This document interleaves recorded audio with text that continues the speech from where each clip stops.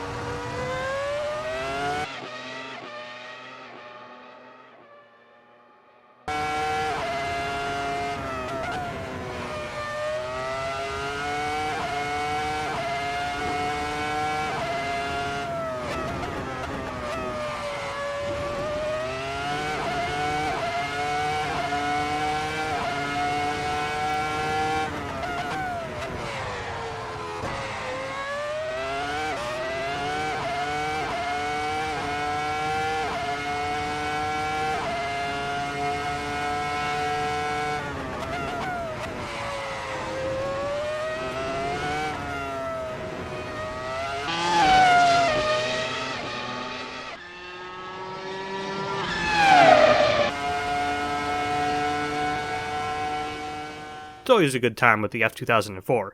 Very balanced and responsive, and of course, the regulation legal traction control makes it a breeze to drive. On to the F138, the 2013 car. The car was solid with 10 podiums and 2 wins over the course of 19 races. However, it wasn't really anything to write home about, really. Vettel's dominance and the budding Mercedes rivalry took center stage this season, but regardless, the F138 still stands as a very solid example of the pace and technology of the 2013 F1 cars. Tons of downforce, DRS, no traction control, and the rudimentary curve system means it was still plenty fast. As fast as the F2004? Let's find out.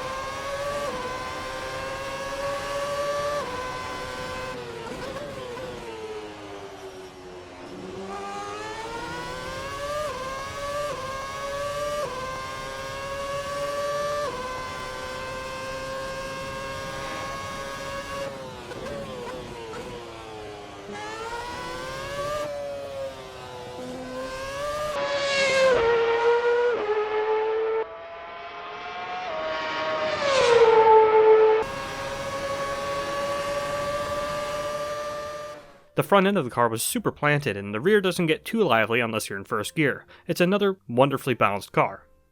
Now let's get on to one that's a little less balanced. The SF15T has already been featured on this channel, so I won't go into too much detail. It was basically the only car that could stand up to Mercedes in the 2015 season, and even then, it was hardly a real battle. About the car itself though, or rather all the cars at this time. They were heavy, thin cars with skinny tires and a lot more power than the V8 era. So not only were they a handful handling-wise, they were actually slower than the 2013 cars at most tracks. Other than, of course, high top speed tracks such as Monza or Imola. So let's see which one is quicker in my hands.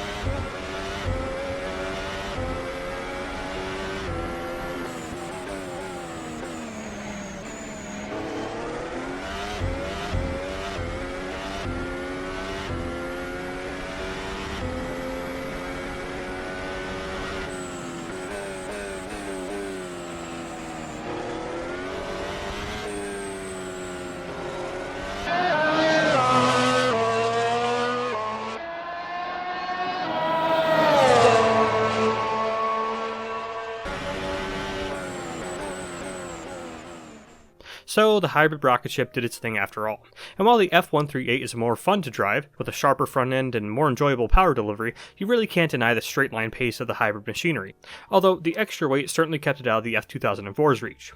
So what about this then, the SF70H? The 2017 season saw a whole slew of changes to help these extremely powerful and heavy cars put their power down. Cars were widened, and so were the tires.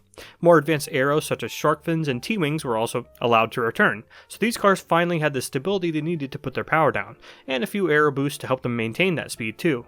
And Ferrari made the most of it, this being the first time a team truly got close to taking Mercedes head-on. Mercedes' development was a little bit better though, and slowly but surely Ferrari lost the constructors and drivers titles, but it will always go down as one of the more exciting rivalries in recent memory simply due to the fact that nobody saw Ferrari's resurgence coming after their quiet 2016 year. So, can I put all these improvements to good use on the track? Let's find out.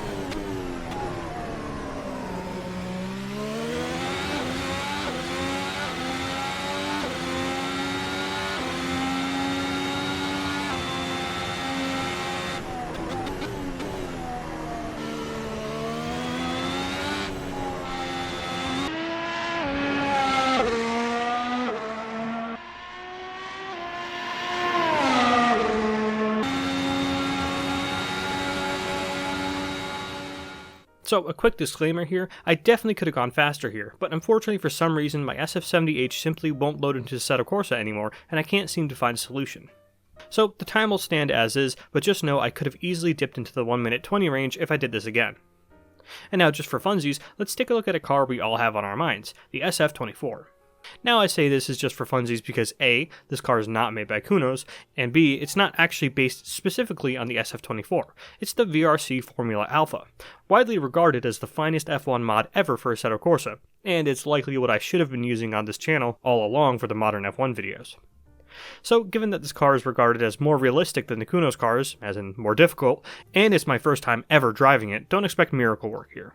But regardless, let's see if it could take that F2004 down.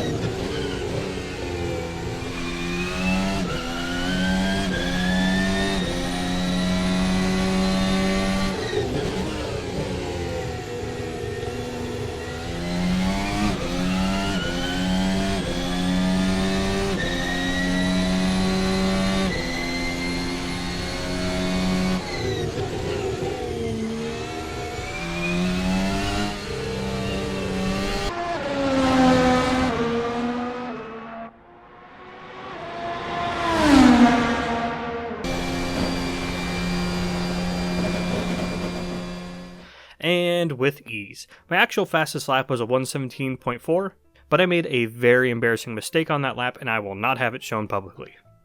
No surprises here though. The past few times regulations have reached their end, that being 2020 and 2024 respectively, they've easily been the fastest F1 cars ever. So while the F2004 wins our hearts, the SF24, in quotes, wins the day. So that about wraps up this video. I know. Every car performed pretty much exactly how you thought they would, right? But regardless, I hope you had fun taking the drive with me, and let me know what you guys want to see in the future. Thanks for watching.